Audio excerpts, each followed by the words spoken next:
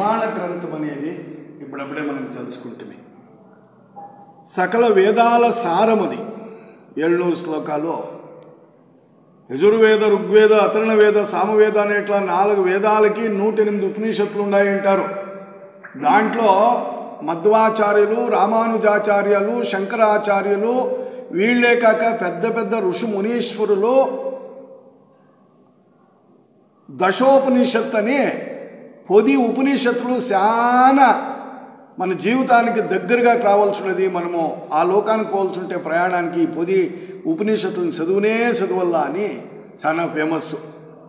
మధ్వాచార్యులు, రామానుజాచార్యులు, శంకరాచార్యులు వాళ్ళు ఆచారత్రయులు. ఒకరు ద్వైతము, ఒకరు అద్వైతము, ఒకరు విశిష్టాద్వైతము ప్రపంచానికి ఇచ్చినట్ల మహానుభావులు. వాళ్ళు రాస్తారు. ఆ పుణ్యాత్ములు వ్యాసుడు కావచ్చు, వశిష్ఠుడు కావచ్చు, శుకుడు కావచ్చు, భారద్వాజ్ కావచ్చు, పరాశర మహర్షి కావచ్చు, అటువంటి వాళ్ళంతా రాహండే ఆ శృతులు ఉన్నాయి కదా, ఆ మంచి వినేట్ల వాక్యాలు. అందులో ఎన్నో ఉపనిషత్తులు వాళ్ళు చెప్పిండారు.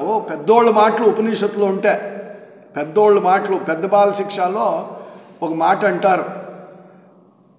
ఏమప్పా అంటే, పెద్దోళ్ళు చెప్పిన మాట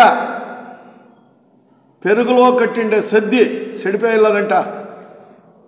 పెద్దోళ్ళు అంటే ఋషులు, మునులు, మన పూర్వీకులు, గోత్రం అంటాం కదా, ఋషిమునుల పేరు అది. వాళ్ళు చెప్పిండే వాక్యాలు ఆపొద్దు కూడా పొల్లుపోదు అంటే అవి కపటం ఉండేలాదు. కాబట్టి పెద్దోళ్ళు మాటలు అవి. ఉపనిషత్తులు అంటే భగవద్గీత అంటే ఇంకేమో అనుకోవద్దండ. అటువంటి ఉపనిషత్తుల్లో దశోపనిషత్తు, పొది ఉపనిషత్తులు ఎక్కువైన మహిమ కలిగిండేవి. అవి తెలుసుకుంటే చాలు.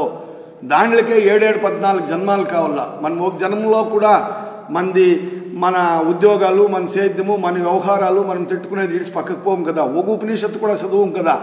ఇంకేడు పొది ఉపనిషత్తులు చదువుకునేది ఆడా, ప్రపంచం రహస్యం కనుక్కునేది ఆడా, పరమాత్మ దావిలో పోయేది ఆడా, ప్రస్థానత్రయము పొయ్యి వచ్చే జాగాలో ఉండే ప్రయాణాల విచారాలను తెలుసుకునేకేలా.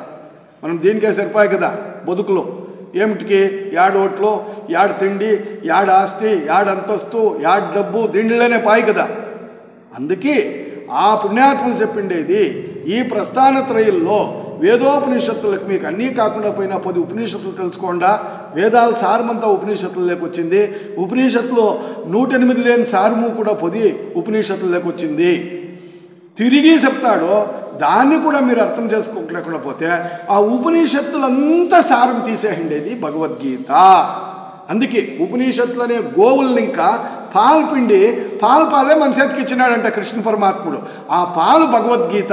అందుకే ఇంట్లో భగవద్గీత గ్రంథం పెట్టుకోండా, భగవద్గీత గ్రంథం చదవండా.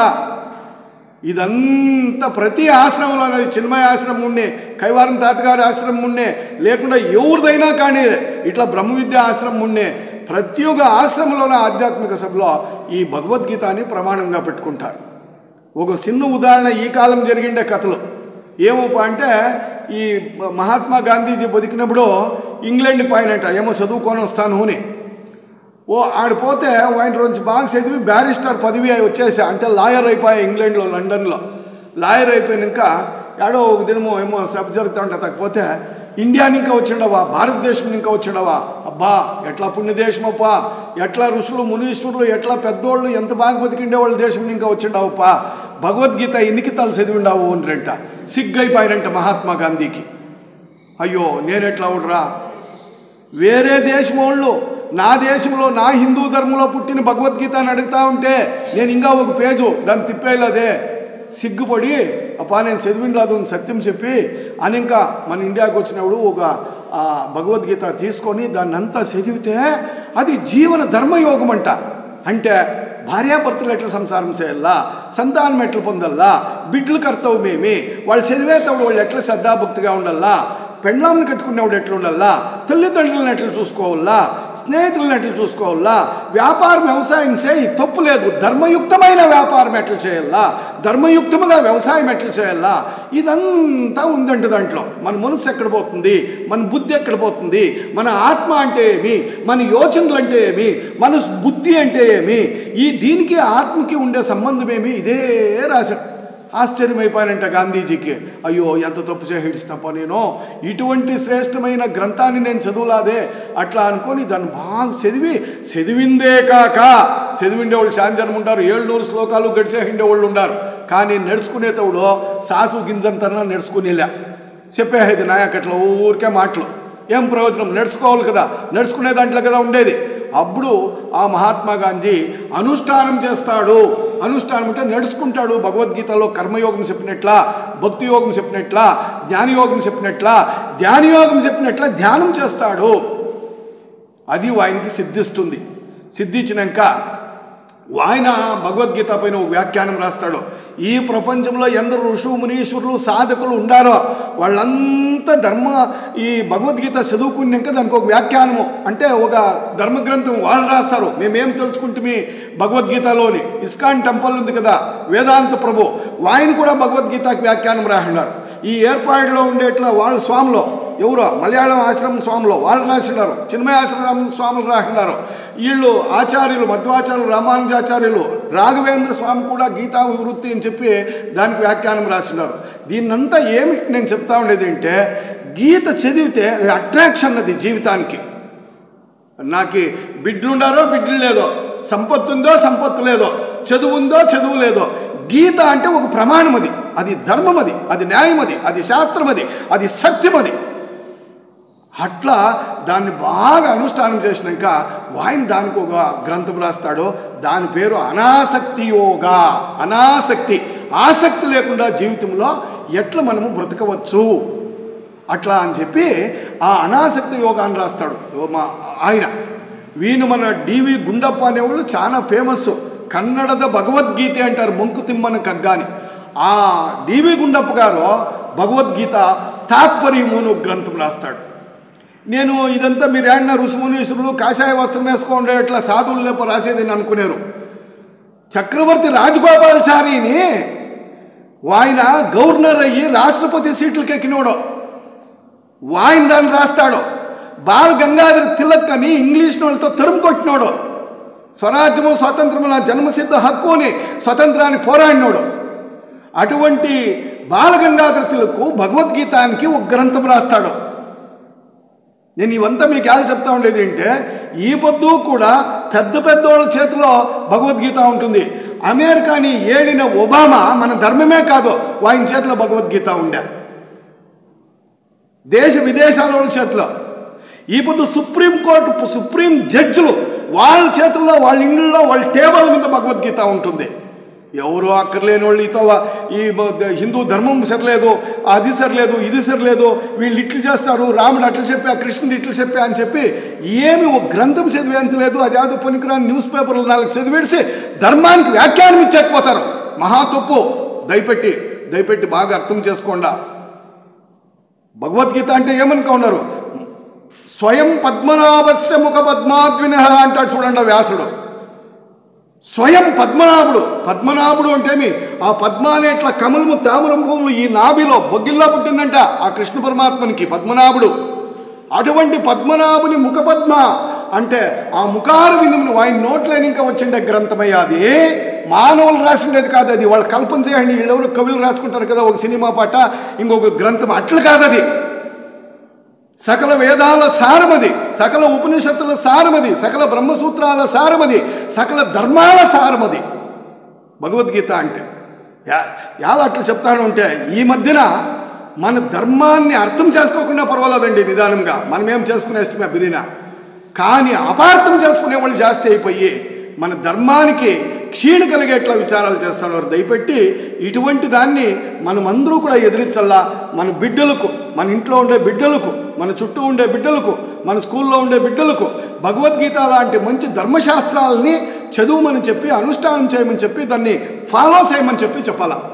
ఇట్లా కావాలంటే అందుకే ఇటువంటి సత్సంగాలు జరగల.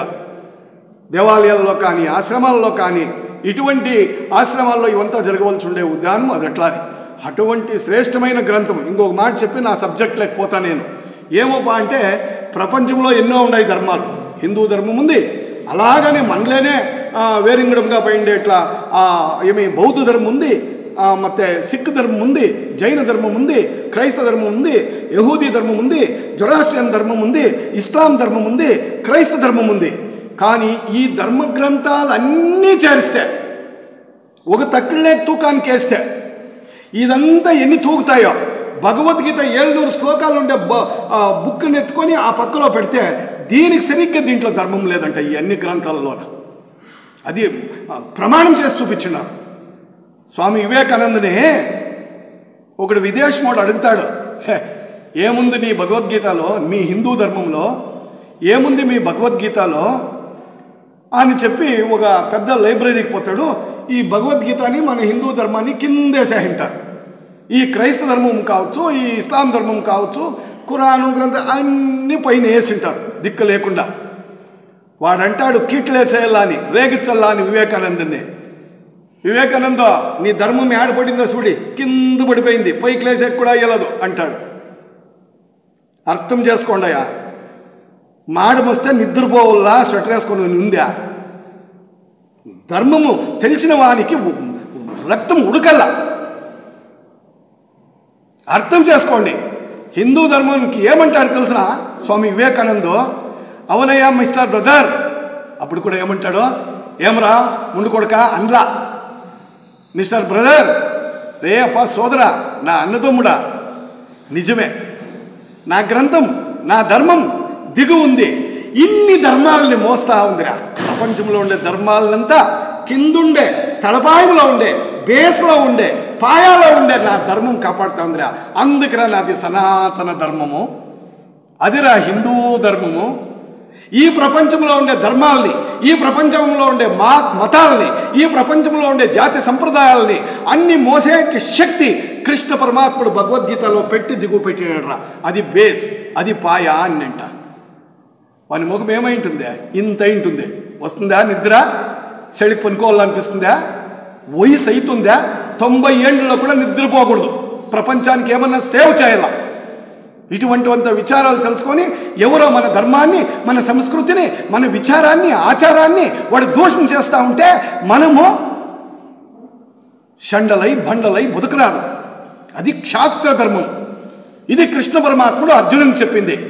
ఏమరా పారేస్తాను, ఓహో వాళ్ళు మా అన్నదమ్ములు, వీళ్ళు మా దయాదులు, వాళ్ళు మీ పిన్నయ్య గారు, వీళ్ళు నాకు చదువు చెప్పించుండేవాడు. అట్లయితే అధర్మంతో తేల్చేరుకున్న వాళ్ళు. దుర్యోధనుడు అధర్మం అనేది తెలియదా? కురుక్షేత్ర యుద్ధం ఎందుకైతా ఉంది? పారేస్తావా ఇవంతా? ఎత్తుకో, బిల్లు బాణం పట్టుకో, చేయి ధర్మము. నీ ధర్మమే యుద్ధం చేసేది. క్షత్రియుని ధర్మం యుద్ధం చేసేది. ఆ యుద్ధము ధర్మం ఏం తెలుసునా? ఎవరు సజ్జనులు ఉంటారో, ఎవరు అబలు ఉంటారో, ఎవరు స్త్రీలు ఉంటారో, ఎవరు బిడ్డలు ఉంటారో, ఎవరు అంగవికలు ఉంటారో వాళ్ళతో కాపాడే కోసము వాయిస్ ఉండేవాడు, శక్తి ఉండేవాడు, ఈ కాలంలో అధికారం ఉండేవాడు. కష్టపడాల. వీళ్ళు మా వాళ్ళు, వీళ్ళు మా జాతి వాళ్ళు, మా దాయాదులు, మా పక్షమోళ్ళు అని వాళ్ళని కాదు ఉద్దేశుకునేది. ఎవరికి దుర్బలులు ఉంటారో దుర్బలము పోరాడేది భగవద్గీత ధర్మము. దాన్ని చెప్పింది ప్రపంచానికి కృష్ణ పరమాత్ముడు. ఎప్పుడు ఏం చేయాలో దాని ప్రకారం పోవాలరా. ఇది నిజమైన జ్ఞానయోగమో. లేదప్పా నాకు ఇంత వచ్చేలాంటివా, నువ్వు భక్తిగా ప్రపంచంలో ఎట్లా పరమాత్మని భక్తిగా భగవంతుని ఆరాధన చేసి ఆయన ఒక ఆశీర్వాదము లేదా ప్రత్యక్షం చేసుకోవచ్చు అనే దానికి భక్తి యోగం చెప్తాడు. ఏ కర్మ అంటే పని, మనం చేసే డ్యూటీ. ఏదన్నా చేయండి, వ్యవసాయం చేయండి, వ్యాపారం చేయండి, ఉద్యోగం చేయండి, తప్పులేదు. కానీ దాన్ని ప్రామాణికంగా ఏ కర్మకు, ఏ క్రియకు ఏ రీతిగా నువ్వు నీ శక్తిని ఉపయోగించాలో, నీ త్రికరణ శుద్ధిని అంటే మన శరీరాన్ని, మన మనసుని, మన వాక్కుని ఎట్లు ఉపయోగించి ప్రపంచం కోసం, ఇతరుల కోసం నువ్వు దూడల్లో, దట్ ఈస్ కర్మయోగ. దాంట్లో తిరిగి నిష్కామ కర్మయోగ అని చెప్తాడు. ఆ నిష్కామ కర్మయోగము జ్ఞానయోగము అంటాడు. నా సబ్జెక్టు జ్ఞానయోగము. బాగా అర్థం చేసుకోండా. పని చేయకుండా ఊరికే ఉండి అంతా చేసి పెట్టు, నేను తినుకోని ఉంటాను, ఎక్కడి ఇంకా వస్తుంది? ఎట్లవుతుంది? జ్ఞానయోగం అంటే ఏమి అంటే, నీ పని నువ్వు చేయి, నీ పని చేసి ఇతరులకు నువ్వు ఎంత సాధ్యమైతే అంత లోక కళ్యాణానికి కష్టపడు. నిష్కామ కర్మయోగ అంటే నేను 1000 రూపాయలు పని చేసినాను, 1000 రూపాయలు నాకే రావాలని కష్టపడద్దు. పని చేయుట నీ వంతు, ఫలము నీయుట నా వంతు అంటాడు కృష్ణుడు. అది నిష్కామ కర్మయోగ అంటే don't expect anything from others or your work. అంటే ఏమి, ఇంతే కావాలా ఇట్లే కావాలా అని ఎక్స్పెక్ట్ చేయొద్దు. నేను ఇంత కష్టపడినాను కదా, నాకు ఇంతే కావాలా, నేను ఈ పంట పెట్టినాను కదా, ఇట్లొచ్చి ఇట్లు పైడ్సా. ఇంత మాత్రం వాన వస్తే వాన్ను తిట్టేది, వర్షాన్ని తిట్టేది, వరుణదేవుని తిట్టేది, దేవతలను తిట్టేది, ఆకాశాన్ని తిట్టేది, సూర్యుని తిట్టేది, దేవుడు ఉంటే నాకు ఈ గతి ఇచ్చినా అనేది, నువ్వు అప్పులు చేసేది, నువ్వు ఉరేసుకునేది, దేవుని తిట్టేది. వివేకం లేదా? దాన్ని చెప్తా ఉంది భగవద్గీత. ఇది నువ్వు నిష్కామంగా కర్మం చేస్తే అది జ్ఞానము తొట్టు వస్తుంది అంటాడు. మీరు భగవద్గీత 18 అధ్యాయాలు చూడండి. జ్ఞాన యోగాని సపరేట్ ఒక యోగం కూడా లేదు. కర్మయోగం ఉందే, కర్మ సన్యాసి యోగం ఉందే, నిష్కామ కర్మయోగ అవంతా మహానుభావులు ఆర్వీఆర్ గారు ఒక మాట చెప్తా ఉండ్రి. రేపా 18 యోగాలు ఉన్నాయి. ఈ జ్ఞాని యోగం అనేదే, కర్మయోగం అనేదే, భక్తి యోగం అనేదే, ధ్యాన యోగం అనేది 4 డివిజన్లు భగవద్గీతలో.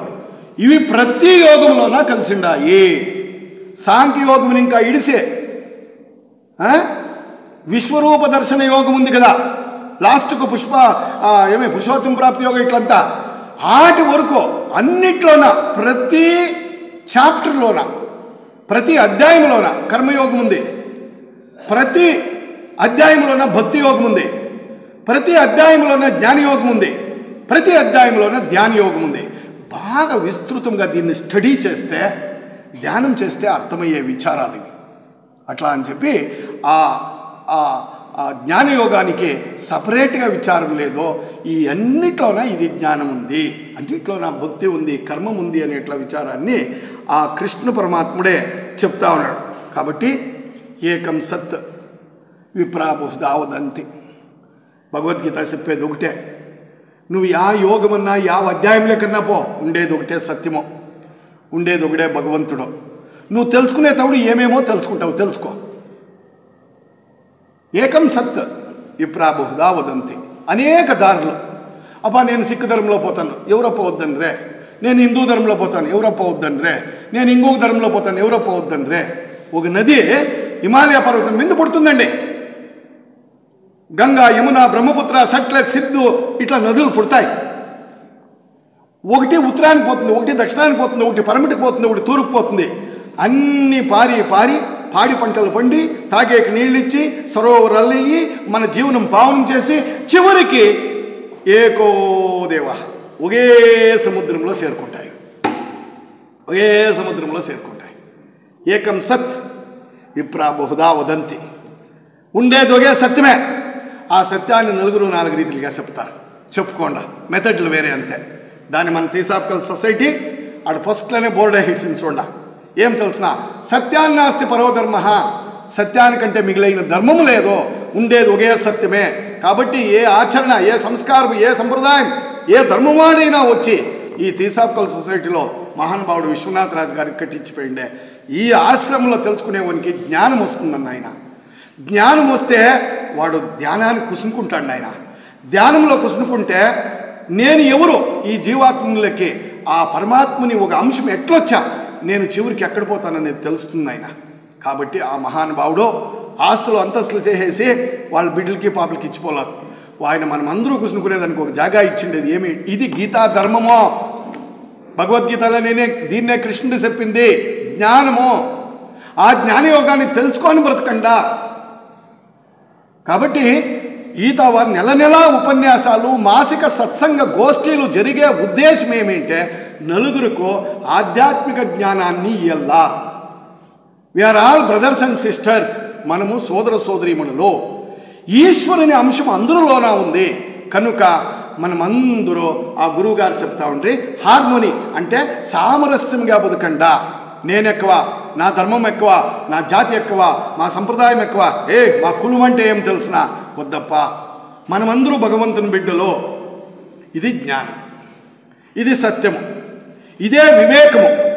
ఈ వివేకం నువ్వు తెలిసి బతికితే వైరాగ్యం అనేది ఆటోమేటిక్గా వస్తుంది. వైరాగ్యం అంటే కాషాయ వస్త్రాలు వేసుకొని కమాండ్లు మెత్తుకొని పరిగెత్తేది కాదు. గవ్యాడు సిక్తుందో అడివాడు సిక్తుందో అని ఉండే సంసారంలోనే, ఆ భార్య జొతలేనే, ఆ బిడ్డల జొతలేనే, ఈ ప్రపంచం జొతలేనే ధర్మముగా నడిచేది. న్యాయముగా నడిచేది, సత్యముగా నడిచేది, అధర్మాన్ని ఖండించేది, న్యాయానికి నిలుచుకునేది. దట్ ఈజ్ కాల్డ్ ఏమే సాధు జీవనం. సాధు జీవనం అంటే అది. అలా భగవద్గీత జీవనాన్ని విముఖం చేయి, కర్తవ్యాన్ని విడిచిపెట్టో ఎప్పుడు చెప్పలేదు. ఇది జ్ఞానం. దీన్నే భగవద్గీతలో కృష్ణుడు చెప్పింది. అంతా పారేస్తే ఎట్లా అవుతుంది జీవనము? ఆపద్వానికి వివేకం లేదు. ఈ యుద్ధం నడిచిన రేపా నలుగురికి సేరి 4 ఊర్లు ఇచ్చేయరా అంటే ఇండ్లా పోని వాళ్ళు 5 జనం పుట్టిండారు. రాజ్యమంతా ఈ హస్తినాపురము, ఈ ఏమేముంది ఇంద్రప్రస్థపురము. ఇప్పుడు ఢిల్లీ అనేది ఇంద్రప్రస్థపురము. ఈ దుర్యోధనుడు దారాజుమారు, అందుకే అథవా న్యాయాలు అన్యాయాలు అట్లా జరిగిపోయేది. ఇంద్రప్రస్థపురము అంటే ఢిల్లీ.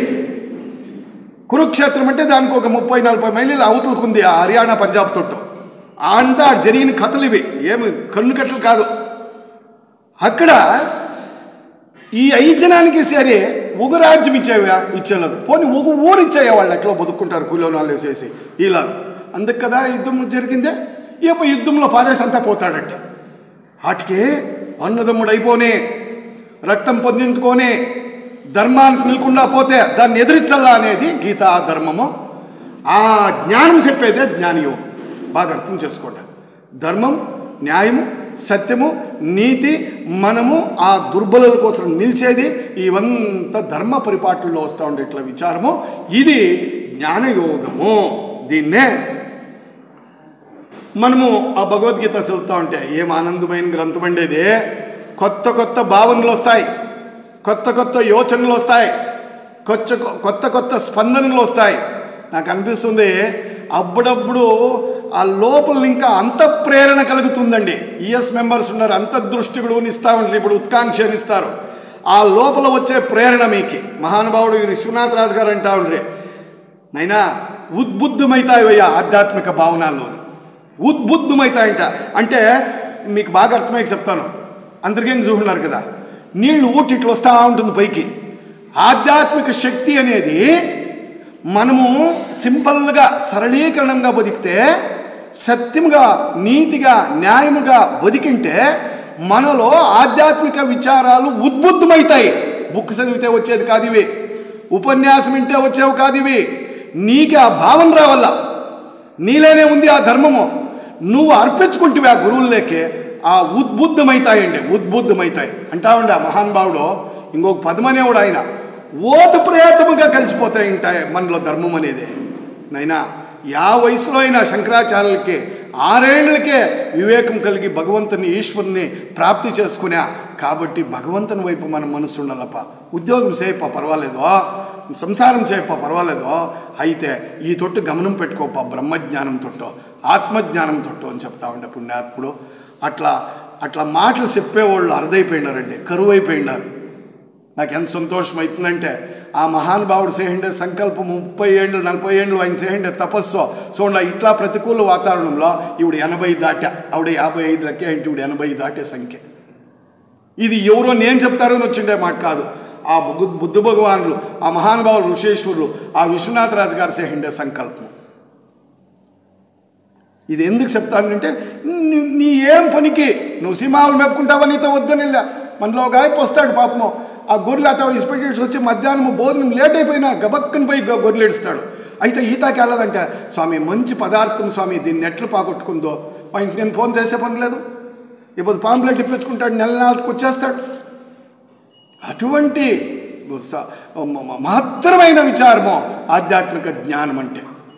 భగవద్గీత దీన్నే చెప్పేది. అప్పా ఏ తేడా అనుకోవద్దండా, అసలు ఆడామగా తేడా అనుకోవద్దండయ్యా.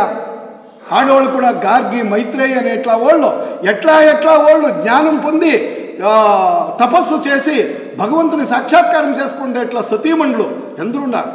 ఈ కాలం అక్కమహాదేవి, శ్రీమాత, శారదాదేవి, ఆ కాలం గార్గి, మైత్రేయి, ఆ మహాత్ములు తల్లిగారు, వాళ్ళు కూడా భగవంతుని సాక్షాత్కారం చేసుకోలేదా?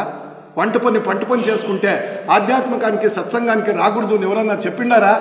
వస్తే జ్ఞానం పెరుగుతుందమ్మా. ఎవరూ దిక్కులేనివాడు భగవంతుడు ఒకడే దిక్కమ్మా. ద్రౌపదికి మంచి మగుళ్ళు 5 జనం ఉండరేమ్మా. కష్టం వచ్చి వాడు మానభంగం చేసేకొచ్చినాడు, ఒకరు దగ్గరికి రాలేదమ్మా. అయితే కృష్ణ పరమాత్మను తెలుసుకున్న తక్షణమో ఆ అమ్మ గోరు కూడా చూసే కలదమ్మా, మానభంగం చేసే కలదమ్మా. కౌరవులు ఇంకా ధర్మం కాపాడుతుందమ్మా, కృష్ణుడు ఉన్నాడమ్మా. భగవద్గీత అంత ఎప్పుడూ కాపాడుతుంది. విషయం తెలుసుకోండి. విషయం తెలుసుకోవాలంటే సత్సంగానికి రావాలమ్మా. శంకరాచార్యులు అంటారు, సత్సంగత్వే నిస్సంగత్వమో, నిస్సంగత్వమే నిర్మోహత్వమో, నిర్మోహత్వమే నిశ్చలతత్వమో, ఆ నిశ్చల తత్వంలోనే నీకు జీవన్ముక్తి కలుగుతుంది అయినా. అట్లాంటి ఏమి సత్సంగాలకు వచ్చేదాన్ని ఇంకా నిస్సంగులు ఉంటే ఏమేమో సంఘాలు కట్టుకొని ఎక్కడెక్కడో పోతాం చూడే, ఆ సంఘాలు పైడుస్తాయంట. మనకి గీతాకు వస్తే ఇట్లా సద్బుద్ధులు వస్తాయంట. నేను ఆత్మ, పరమాత్మలోనే వాడు భగవంతుడు ఉన్నాడు, వాని సంపర్కంలో నేను ఉండాలా అనేది ఈ సత్సంగంలో సిక్కుతుందంట మనకి.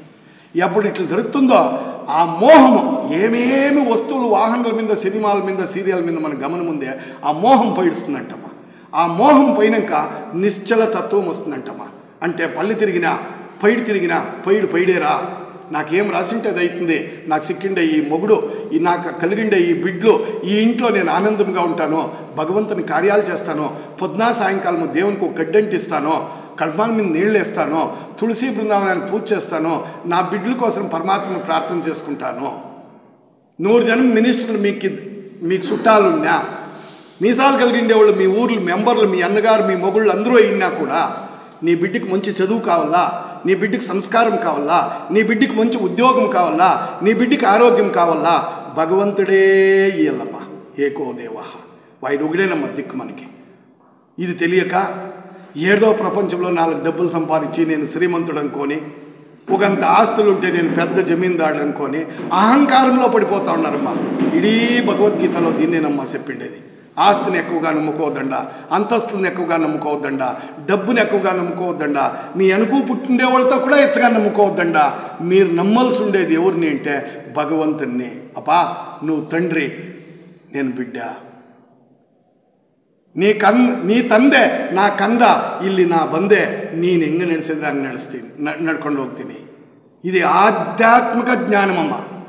చదువులు సంస్కారాలు అందుకోసమే వచ్చినది. బిడ్డలకి ఏబిసిడీలు వద్దు, ఇంగ్లీష్ మీడియం పోదు, కన్నడ మీడియం పోదు, లేదా ఇట్లు పోవద్దు అని ఎవరు చెప్పలేదమ్మా. టెక్నాలజీ ఎడ్యుకేషన్ ఇప్పుడు అవసరం ఉందమ్మా. గవర్నమెంట్ వాళ్ళు మన బిడ్డలకి ఉద్యోగాలు ఇచ్చేలే. అందుకు మన బిడ్డలు బాగా చదువుకోవాలా, ఇంగ్లీష్ చదువుకోవాలా, ఇంక సైన్స్ చదువుకోవాలా, టెక్నాలజీ చదవాలా, చదువుకొని వేరే దేశాలకి పోవాలమ్మా. లేకుంటే పట్టుంది కదమ్మా. మనమేం పెద్దగా శ్రీమంతులు కాదు కదా, చదువుకోవాలా. కానీ ఇది మన బేస్ అమ్మ. బేస్ అంటే ఏమి? హళే బేరు ಹೊಸ చిగురు. హళే బేరు అంటే పాత ఏర్లమ్మ. మన వేదము, మన ఉపనిషత్తు, మన భగవద్గీత, మన రామాయణము, మన మహాభారతము ఏర్లమ్మ. ఆ ఏర్లు బాగుంటే మాన బాగుంటుందమ్మా, మనమంతా బాగుంటామమ్మా. సిగురు అంటే ఎవరో, ఆ ఏర్లు బాగుంటే సిగురు బాగా వస్తుందంటే మన బిడ్డలమ్మ. మన బిడ్డలకు మంచి సంస్కారం వస్తుందమ్మా, ఖండితంగా సంస్కారం వస్తుంది. మన బిడ్డలు చెడేదానికి మార్గం లేదు. అందుకే బిడ్డలకి పాపులకి ఇటువంటి సత్సంగాలు, ధర్మ విచారాలు, ధ్యానము ఇటువంటివంతా మనం ఇయ్యాలా. ఇదంతా జ్ఞాన మార్గమే, ఇదంతా జ్ఞాన మార్గమే. అసలు విశ్వనాథరాజు గారు తీసాపుకల్ సొసైటీ ప్రారంభం చేసిందే ఊరికే పశువు కుంకు కట్టుకొని, ఒక సమ్రాట్ రెడ్డించుకొని, పూలు పెట్టుకొని, టెంకాయ కొట్టుకొని, తిరిగి అవతల వచ్చి తిట్టుకొని, ఒక్కాకేసుకొని వాళ్ళని తిట్టుకునేది కాదు. జ్ఞానం తెలిసి జ్ఞానయుక్తులయ్యి మోడ్రన్గా బాగా బతుకండా. మోడ్రన్ అంటే డ్రెస్సుల్లో కాదు, మోడ్రన్ ఆధునికంగా బతుకండా. మన ఇండ్లనే శుద్ధిగా బతుకండా. దేవుని ఎంత శుద్ధంగా పెట్టుకుంటారో మీ ఇంట్లో టాయిలెట్ అంత శుద్ధంగా పెట్టుకోండా. పక్కింటి వాళ్ళకి తొందర చేయొద్దండా, పక్క తోట వాళ్ళకి తొందర చేయొద్దండా. మీరు ఆనందంగా ఉండండా, వేరే వాళ్ళకి ఆనందం ఇవ్వండా. ఇదంతా జ్ఞానమేనమ్మా. ఈ జ్ఞాన మార్గాన్ని ఇచ్చిన మహానుభావుడు విశ్వనాథరాజు గురువు గారు. దీన్ని భగవద్గీతలో ఇమిడి ఉండేట్ల విచారాన్ని ఆయన సరళీకరణం చేసి 40 ఏళ్ళు ఉపన్యాసాలు ఇచ్చే శ్రీనివాసపురంలో మనకంతా చెల్లిండే గింజలో, ఆ గింజలు మొలకలయ్యి, చెట్లయ్యి, వృక్షాలయ్యి, ఈ పొద్దు మీకు ఇంత విచారం నేను చెప్తా ఉండేది అంటే, ఈ పొద్దు ఈ సంస్థ అయ్యి 14 సంవత్సరాలు ఇత ఒక్కటి. కానీ ఈ సంస్థ అయ్యి 50వ సంవత్సరం అండి. శ్రీనివాసం టౌన్ హాల్లో ప్రారంభం చేయండాడు విశ్వనాథరాజు గురువు గారు. రామానుజాచార్యని చెన్నై ఇంకా వచ్చి 75 మేలో, ఇంకా 2025 మే వస్తూ ఉంది. 50వ సంవత్సరంలో ఉన్నాం. సువర్ణ మహోత్సవ, గోల్డెన్ జూబ్లీ. విశ్వనాథరాజు గారు మనకిచ్చిండే ఆధ్యాత్మిక సభ గోల్డెన్ జూబ్లీ ఈ ఆశ్రమానికి 50ನೇ ವರ್ಷ బాగా జరగల్లమ్మా. ఈత ఎవరు నాది నీది ఓ వాళ్ళంట వీళ్ళంట ఏమో దీన్ని నడిపించేదానికోసమో ఒక అధ్యక్షులో కార్యదర్శిలో ఒక జనం ఉంటాం అంతే. కానీ ఏమి మా బిడ్డల పేరిట్లో దీన్ని రాసుకునేట్లేదు. ఇది ఇట్లే పోవాల్సి ఉండేది. అందరూ చేరుకోవాలి, ఇక్కడ అందరూ విచారాలు చెప్పుకోవాలి, అందరూ ముందుకు పోవాలి. ఇటువంటి విచారానికి గురువు గారు ఇంత త్యాగం చేసి దీన్ని విచారం చేసి పెట్టేది. దీన్ని ప్రపంచానికి తెలిసేదానికి ఆనాడు కృష్ణ పరమాత్ముడు ఆ జ్ఞాన యోగంలో, కర్మ సన్యాసి యోగంలో, విభూతి యోగంలో ముఖ్యంగా ఇవన్నిట్లోన అన్ని అధ్యాయంలోన ఈ జ్ఞానాన్ని ఇమిడించి ఉండాలి. కాబట్టి ఆ పరబ్రహ్ముడు అంటే ఒక రాముడు, ఒక కృష్ణుడు, ఒక అల్లా, ఒక యేసుక్రీస్తా కాదు, అన్నిటికీ పైన ఉండేవాడు పరబ్రహ్మ. ఆ పరబ్రహ్మ స్వరూపుడైన ఆ కృష్ణ పరమాత్ముడు మనం అంటే నేను కృష్ణ అంటే మీరు రామ అనుకోవచ్చు, తప్పులేదు. మీరు రంగనాథ అనుకోవచ్చు, ఇంకోరు అనంత పద్మనాభుడు అనుకోవచ్చు. కానీ భగవద్గీతలో ఉండేట్లా కృష్ణ పరమాత్ముడు జగన్నియామకుడు, జగత్ నిర్మాపకుడు, సకల సూత్రధారుడు, ఆయనే విశ్వాత్ముడు, విశ్వరూపుడు, విశ్వ నాయకుడు, మహానుభావుడు ఈ ప్రపంచానికి. ఆ గీత ఇటువంటి యోగ్యమైనది. ఆ కృష్ణ భగవానుడు దీని మహత్వాన్ని చెబుతూ ఇంకొక మాట చెప్తాడు, చూడండి ఎంత బాగుందో ఇది. యా ఇమం పరమం గుహ్యం, పరమశ్రేష్టమైన ఈ గీతాశాస్త్రము గుహ్యం. తెలిసినట్లే ఉంటుంది, తెలియదు. దీంట్లో రహస్యమైన విచారాలు ఉన్నాయి. మద్భక్తేష్టవాదాస్యతి భక్తిం మయి పరాం కృత్వ మామే వైశ్వత్వ సంశంగః. అంటే నా భక్తి విశ్వాసాన్ని ఎవరు కావల్లా అని ఈ పరమ రహస్యమైన ఈ భగవద్గీతాని నా భక్తులకి వినిపిస్తాడో, లేదు చెప్తాడో, లేదు వింటాడో, లేదు వినిపిస్తాడో, లేదా ఈ జ్ఞాన యజ్ఞం జరుగుతూ ఉండేది ఇక్కడ. ఆ రెండు కుటుంబాలు ఎంత ధన్యమంటే,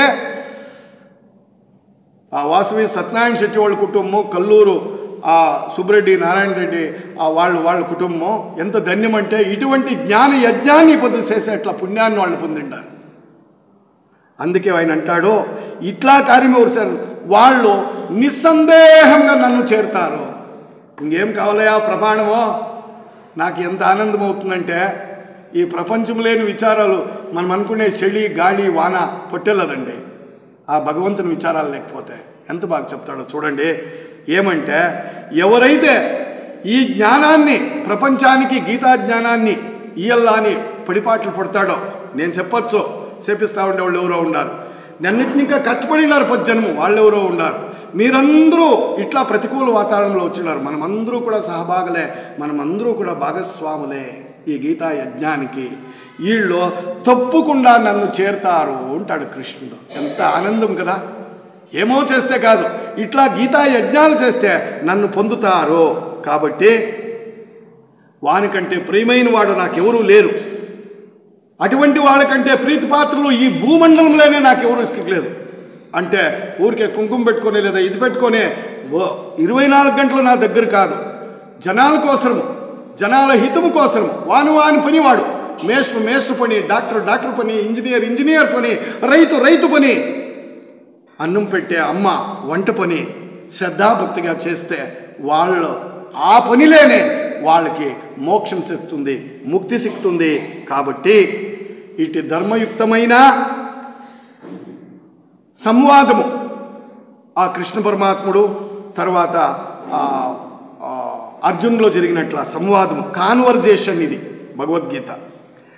జ్ఞానయజ్ఞముతో పూజింపబడతాను. ఇట్లా వాక్యాలు ఇతరులకు చెప్తే మీరు నాకు ఒక యజ్ఞం చేస్తూ ఉంటారో మీరు అనుకోవచ్చు, దాంట్లో అవిస్య అవుది అంటే సమితులు అవుది, కట్లే అవుది, నూనె అవుది అని మీరు చెప్పే మాటలు, వాళ్ళు వినే మాటలు, వాళ్ళు నడుచుకునే బుద్ధులే నాకు జ్ఞానయజ్ఞము. అదే నా అవిస్సో అంటే మీరేసే నెయ్యి. అదే నాకు సమితులు అంటే ఏమి మనం వేస్తాం కదా కట్లు యజ్ఞానికి, అదే అంటే పరులకు సేవ చేసేదే, జ్ఞాన కార్యాలు నడిపించేదే, సత్సంగ గోష్ఠీలు నడిపించేదే జ్ఞాన యజ్ఞము. కృష్ణుడు ఇట్లు చెప్తూ, ఎవరైతే మానవుల్లో శ్రద్ధాభక్తితో, దోష దృష్టి లేకుండా, ఉత్తమ భావనతో ఈ గీతాశాస్త్రాన్ని శ్రవణం చేస్తారో అంటే వింటారో, శ్రవణము అంటే లిజనింగ్ లిజనింగ్ లిజనింగ్ అంటే శ్రవణం చేస్తారో, మననం చేస్తారో అంటే ఫాలో, దాన్ని విని ఇతరుల కోసం సేవ చేసేది. ఎవరు అట్లా నడుచుకుంటారో వాళ్ళు నాకు ఈ ప్రపంచంలోనే ప్రియమైన భక్తులు, వాడే యోగి, వాడే జ్ఞాని, వాని హృదయంలో నేనుంటానో నా హృదయంలో వాడుంటాడు. ఏం కావాలప్పా, ఏం ఆనందమైన విచారాలప్పా. మహాత్ముడు ఆ కృష్ణ పరమాత్ముడు చెప్పిండే ఇట్లా విచారం. కాబట్టి ఒకవేళ వాడు తపస్సు చేయకుండా, ఒక తపస్వి తపస్సు చేసి ఉత్తమ లోకాలు పొందుతాడు కదా, అట్లా లోకాలు పొందుతాడు ఇట్లా ధర్మకార్యాలు చేపించిన వాడు. కాబట్టి ఆ గీతా రహస్యం అంటే ఇది, భగవద్గీత రహస్యం ఇది. భగవద్గీత పూజ చేసుకొని చెప్పేసి పంజారమిచ్చి పరిగెత్తే కాదు, నడుచుకునేకి, ఇతరులకు చెప్పేకి. ఇట్టి పరమ రహస్యమైన విషయాన్ని శ్రీకృష్ణ పరమాత్ముడు అర్జునుని ఒక నిమిత్త మాత్రంగా, ఒక పర్కెట్ మాత్రంగా చేసుకొని మనకందరికీ చెప్పిండేది. మనమేమంటాడు, అర్జునుడికి ఇట్లు చెప్పా, అర్జునుడి ఇట్లు ప్రశ్నేశా. వేదాంత భాషలో పరిప్రశ్న అంటారు. ఒకరు క్వశ్చన్ వేస్తే ఒకరు ఉత్తరం చెప్తారు. అట్లా అర్జునుడు నిమిత్త మాత్రము, వాడు ప్రశ్నేశా, ఉత్తరం చెప్పా. ఎవరో కృష్ణ పరమాత్మ. అది భగవద్గీత అనిపించుకున్నా. అది మనం తెలుసుకోవాలా, ఆ ప్రశ్న నాకోసరము. ఎవరైతే భగవద్గీత ధర్మశాస్త్రం ప్రకారం నడుచుకుంటాడో వాడు 4 పురుషార్థాలని పొందినవాడైతాడు. ధర్మ, అర్థ, కామ, మోక్ష. ఈ 4 పురుషార్థాలు కూడా ఈ భగవద్గీతలో చెప్పబడింది. 18 అధ్యాయాల్లో మనం అనుకునే కర్మయోగము, ధ్యానయోగము, భక్తి యోగము, ఈ 4 యోగాల్లో ఇది నిండి నిమిడీకృతముగా ఉన్నది. కాబట్టి ఏమే కావచ్చు, ఎట్టి కోరికలున్నా పర్వాలేదు, కానీ ధర్మయుక్తమైన కోరికలు ఉండాలా. కోరిక అంటే కామ, ధర్మ, అర్థ, కామ, మోక్ష. అంటే ధర్మం అంటే ఏది చేస్తే ఇతరులకు తొందర కాకూడదో అట్లా నడుచుకునేది ధర్మము. ఇంతే, మీరు ఆ ధర్మం లేకన్నా పొండ. అర్థము అంటే డబ్బండి, మనము ఇంకొకరి చెమట మీద బతుకూడదు, మనమే కష్టపడి బతుకల్లా. ఆ కష్టపడే బతుకు ఎట్లుండాలంటే ధర్మయుక్తమైన బతుకు ఉండాల. రెండో అర్థము సింపుల్గా చెప్తా ఉన్నాను, పురుషార్థాలకి అర్థం. మూడోది కామం అంటే 2 అర్థాలు. కామం అంటే అందరూ అనుకోండి ఆడామగ మధ్య ఉండే కామము, అది సంతానం కోసం ఉండవలసి ఉండేదే, ధర్మయుక్తమైందే ఉండొచ్చు. కానీ దానికంటే కామము అంటే కోరిక. కోరిక తప్పు కాదు. నా బిడ్డ బాగా చదవల్లా, ఇది తప్ప. నా బిడ్డ డాక్టర్ కావాలా, తప్ప. నా బిడ్డ ప్రొఫెసర్ కావాలా, తప్ప. నా బిడ్డకి ఆరోగ్యం కావాలా, తప్ప. తప్పు లేదు, ఇది ధర్మయుక్తమైన కోరిక. అయితే ఈ ప్రపంచంలో నా బిడ్డలు తీసిన మార్క్స్ ఇంకెవరూ తీయకూడదు, నా బిడ్డకి సిక్కిన ఉద్యోగం ఇంకెవరికి సిక్కకూడదు, నా బిడ్డ మాత్రం ఆరోగ్యంగా వేరే బిడ్డలతో కొట్టల్లా, ఎండలో వానలో గాలిలో వాళ్ళ పొడ్డులు పంచేయాలా. ఇది నిజమైన మార్గం కాదు. అందుకే కామ అంటే కోరిక, మంచి కోరికలు ఉండొచ్చు, చెడ్డ కోరికలు ఉండకూడదు. సత్సంగానికి పదాము అనేది మంచి కామము, మంచి కోరిక. బారకు పదాము అనేది చెడ్డ కోరిక, అది ఉండకూడదు, ఇది ఉండొచ్చు. భానువారం సద్విచారాలు విందాము, సద్గ్రంథాలు చదువుదాము, కావాల్సింటే పని చేద్దాము, నెమ్మదిగా ఉందాము అనేది మంచిదే. భానువారం చేయరానంత పనులంతా చేసిన పోరాంచగలిపోవాలనుకునేదే అధర్మం. ఆ కోరికొద్దు, ఆ కామం నీకొద్దు. ఎంత బాగుంది కదా. ఇంకా చివరిలో మోక్షము. మోక్షము అంటే ఏమి? ముక్తి. ముక్తి అంటే ఏమి? జీవాత్ముడు పరమాత్మలో చేరుకునేది. నువ్వెవడు ధర్మయుక్తంగా నడిచింటావో, ధర్మయుక్తంగా డబ్బు సంపాదించుంటావో, ధర్మయుక్తమైన జీవనం నడిచింటావో, అప్పుడు ధర్మయుక్తమైన కోరికల్లో బతికింటావో మోక్షము అనాయాసంగా సిక్కుతుంది. అనాయాసంగా సిక్కుతుంది. మేడం గారు అంటూ ఉంటారు, తియాసపి జీవనವನ್ನು కಳೆದಿದ್ರೆ. తియాసపి అంటే భూతం కాదండి, ఆత్మజీవనము, బ్రహ్మజీవనము, భగవంతుడు ఒప్పుకునే జీవనము మనం చేసి బతికింటే ముక్తి అనే దానికి గడ్డం పెంచుకొని పరిగెత్తే పని లేదు. కైవారానికో ఇంకేటికన్నా మనం నువ్వు సరళంగా బతికింటే, న్యాయంగా బ్రతికింటే, సత్యముగా ఆర్జన చేసి బతికింటే ముక్తి అనేది అనాయాసంగా నీకు దొరుకుతుంది. అందుకే పెళ్లి చేయించేటప్పుడు ఎట్లా సంప్రదాయం, హిందూ సంప్రదాయం అంటే ఆ 3 ముళ్ళు 3 గంటలు లేపించేటప్పుడు బట్నేలు తొక్కించుకొని నాకు అధీనరాలు అంటే పెద్దోళ్ళు శాంజనము శాస్త్రాలు అనుకోవాల, నేను నీకు అధీనము, నువ్వు నాకు అధీనము అని. మొగుడు పెండ్లాంకి, పెండ్లాం మొగునికి. ఆ బట్నేలు తొక్కించుకొని ధర్మేచ అర్థేచ కామేచ, ధర్మేచ అర్థేచ కామేచ అతకే ముగిస్తాం మనము. పెండ్లాము మొగునికి సంబంధమా ముందుది ఉంది. మోక్షేచ నాతి చరామి. నాతి చరామి అంటే జొత్లో బతుకుతాము, ధర్మంలో ఇద్దరు జొత్లో ఉంటాము. డబ్బు సంపాదించే దాంట్లో ఇద్దరు ధర్మంగా సంపాదిస్తాము. కామము మేము సంతానం కోసం కావచ్చు, కోరికలు కావచ్చు, ధర్మయుక్తంగా ఇద్దరు పెట్టుకుంటాము. చివరికి ఇంట్లోనే బతికెళ్ళదో ఇంకా ఇద్దరూ సేరి ధర్మకార్యాలు చేసి, ఇద్దరూ సేరి సత్యనారాయణ వ్రతాలు చేసి, ఇద్దరూ చేసి భగవంతుని కార్యాలు చేసి, దేవస్థానాలు కట్టించి, ఆశ్రమాలకు పోయి దాన ధర్మాలు చేసి, ఇద్దరూ ఒప్పుకొని మేము మోక్షం పొందుతాము. భార్య తెలియకుండా భర్తే దానం చేయేది, భర్తకు తెలియకుండా భార్య దానం చేయేది, చేస్తే ఎగురులాడేది ఆలదే కాకూడదట్లా. సతి పతిಗಳು ಒಂದಾದ భక్తి హితమప్పదు శివంగి అంటాడు శరణుడు. అట్లాంటి ఏమి ఆ సతుపతులు ఒక్కటై భక్తి చేస్తే శివునికి ఇష్టమవుతుందంటది. అట్లా ఇద్దరు సామరస్యంగా ఉండి ధర్మకార్యాలు, పూజా కార్యాలు, వ్రతకార్యాలు చేసుకోండి, తప్పు లేదు. ఇదండి ధర్మము, ఇదండి గీతా ధర్మము, ఇదండి మన ఐచవ ధర్మం మనకి చెప్పిండే విచారము, ఇదండి హిందూ సంస్కృతి, ఇదండి సనాతన సంస్కారం అంటే ఇదండి. దీన్ని తప్పు అని వేరే దానికి ఇంటిపోతే ఏం దొరుకుతుందండి మనకి? ఏమీ దొరకదు. ఈ విచారాలు కరువైపోతూ ఉన్నాయి నాయన. ఈ గింజల సల్లల్లా అని విశ్వనాథరాజు గారు ఇటువంటి భవనాన్ని కట్టించి ప్రపంచానికి ఇస్తే ఎందరో పెద్దలు 50 ఇచ్చిండేవాళ్ళు ఉన్నారు, 50,000 ఇచ్చిండేవాళ్ళు ఉన్నారు, 5-10 లక్షలు ఇచ్చిండేవాళ్ళు ఉన్నారు ఈ విచారానికి. ఎందుకే? ఇది ధర్మయుక్తమైన పని మహానుభావుడు చేస్తూ ఉండేది, స్వార్థం పని కాదు అని చెప్తా ఉండే. ఎవడన్నా స్వార్థ కానీ ఎన్ని కోట్లన్నా సంపాదించండి వానికి శక్తి వచ్చేది. ఒక మనిషికి శక్తి వచ్చేది వాడు ఎంత నిస్వార్థంగా బతుకుతాడు, ఎంత దాన ధర్మాలు చేసినాడు, వేరే బిడ్డల కోసమో వాడు ఎంత చెమట ఊడ్చినాడు, వాడే పెద్దోడయ్యేది. అది ఆయన మాకు ఇచ్చిండే ధర్మం. అందుకు దీన్ని కట్టిండేది ఆయన. ఇదే ధర్మమే భగవద్గీతలో ఉండేది, కృష్ణుడు చెప్పిండేది. ఆ యోగి నాకు ఇష్టము, ఆ జ్ఞాని నాకు ఇష్టము, ఆ భక్తుడు నాకు ఇష్టము. ఆ భక్తుడు, ఆ యోగి, ఆ జ్ఞాని వాళ్ళ హృదయంలో నేనుంటా, నా హృదయంలో వాళ్ళు ఉంటాడు. నన్ను ఆ దేవస్థానాల్లోనే ఎదకద్దండా అంటాడు కృష్ణుడు. బాగా అర్థం చేసుకోండి. దేవస్థానాల్లో ఎదికేది కాదు, మీ ఇంటి దేవుని ఇంట్లో ఎదికేది కాదు. నండి మీరు చేసే సేవా కార్యాల్లో, మీరు చేసే దాన ధర్మాల్లో మీరు వేరే బిడ్డల కోసం ఎంత సమటూడుస్తారు, ఎంత ఖర్చు చేస్తారు, దాంట్లో నన్ను చూడండి అంటాడే పరమాత్ముడు. దాన్ని కదా ఆ పుణ్యాత్ముడు పట్టుకునింది, వేరేనా? ఇది భగవద్గీతలో ఉండేట్లా జ్ఞానయోగమే మన జీవన ధర్మయోగము కాదా? ఆ ఆదర్శాన్ని, ఆ అనుష్ఠానం మనకి చెప్పించలేదా? ఏమనుకుంటున్నాం మనం? అలుసా బిడువంటే వస్తాను లేప సత్సంగానికి. నీకెవడు బిడువు వస్తుంది? బిడువు ఇచ్చేస్తాడు శాశ్వతంగా. బిడువుంటేనా? లౌకిక కార్యాలు లేకుంటేనా? మీ విచారాలకి ఫుల్ స్టాప్ వస్తేనా మీరు రావాల్సి ఉండేది? ఇది ఆత్మకు కావాల్సి ఉండేది. అకాలంలో వచ్చిండాయి, అల్పకాలంలో ఉంటాయి, ముందు ఉంటాయో లేదో, శాశ్వతమైంది భగవంతుడు ఒకడే.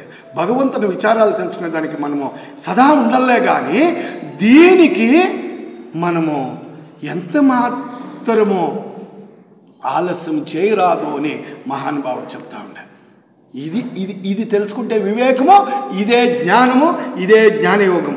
కాబట్టి ఈ సాధనా మార్గాల్ని ఆ భగవద్గీతలో కృష్ణుడు, అప్పా నేను ఇట్లా కొందరికి చెప్తాను, జ్ఞానం తెలిసినోడు జ్ఞానం తెలుసుకోండా.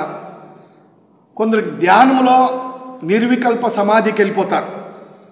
ఈ పతంజలి యోగ సూత్రుడు ఒక అష్టాంగ యోగం చెప్తాడు. ఏమేమి అంటే ఆసనము, ప్రాణాయామము, ధ్యానము, దానము, సమాధి ఇట్లంతా ఉన్నాయి. మనోళ్ళు పతంజలి యోగ సూత్రాలకు పోతారు, 2 నాళ్ళు ఈ బస్కిల్ నేర్చుకుంటారు. బస్కిల్ అంటే తప్పు తెలుసుకోవద్దండి. సూర్య నమస్కారాలు, అవి ఆడిన 2 యోగాసనాలు నేర్చుకొని ఇంతే ప్రపంచం అంటారు. అది అయిపోయి వచ్చిన తక్షణమే మసాలా దోస్తుంటారు ఈద్లో.